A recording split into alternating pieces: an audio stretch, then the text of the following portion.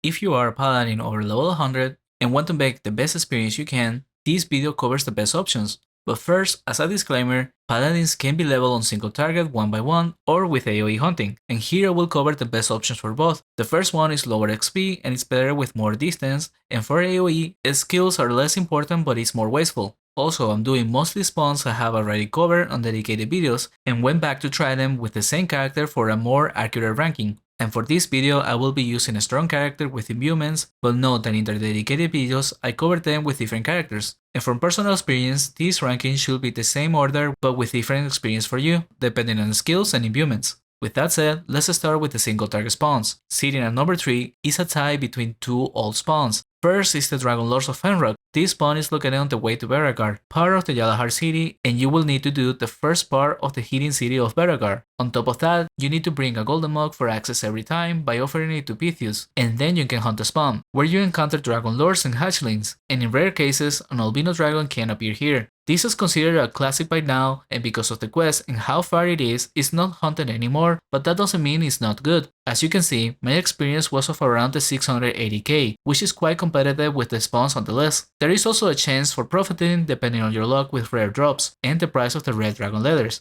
On the second spawn that is tied for third place is the Oramon Minotaurs. This spawn located in Oramon is accessed through a boat ride from Tez. You can get there within seconds and start hunting. And even though it's also a bit of a classic by now, I will say it can still be somewhat contested depending on your server. Here I was using Utiro Tempo almost all the time, and it was pretty safe because of the tier 3 life leech on the bow, and if needed I could use more Great Spirit potions, so overall it should be safe to use Utiro, especially with the perk from the wheel I covered in the essentials for a Paladin, and the experience, same as the previous spawn, was sitting around the 680k, with enough loot to cover supplies and profit a bit.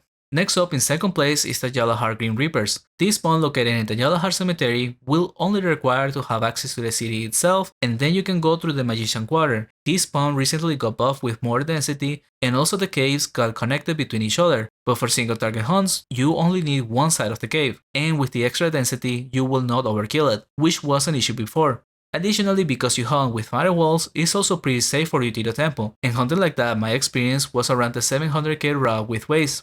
Moving on, for first place is the Isabi Sphinx. This spawn is located to the west of Isabi, and despite it recently getting nerfed, is still quite contested, mainly by mages because of their weakness to sudden death runes. However, with a Paladin you can also use Estes, albeit for less damage, on top of crystalline arrows, which ends up making it a nice hunt. You do need to be careful getting there, and it's highly recommended to run in with an energy ring for potential combos, but once you run past the creatures and get to the southwest area, it's easy to hunt. I was using Utiro and removing the paralyzed before they catch up, but it was risky to do. However, hunting like that my experience was sitting at around the 730k, with a bit of waste. Likely, without the SDs, you won't waste, but the XP will be slightly lower. Over the top 3 spawns for AoE hunting at level 100, starting with the Exotic Cave at number 3. Located in Isabi and part of the Pirate's Tale quest. This one I left as a potential best spawns for the level 50 plus, although obviously with full imbuements and skills, but I left it with a question mark on the previous video because I didn't try it again post the latest nerf to the spawn, where the exotic bats got their damage increase. And because the quest access is long and annoying with a low level, I didn't do it again, so I'm using an older recording with my level 100 at the time, and I think the experience should still be around the same of a bit over 1kk. But it likely requires more Great Spirit potion usage and possibly not Utiro Tempos at all, which I was able to do before with very little risk. However, keep in mind this spawn is highly contested on most servers, because it's easy to hunt and it's good XP with profit.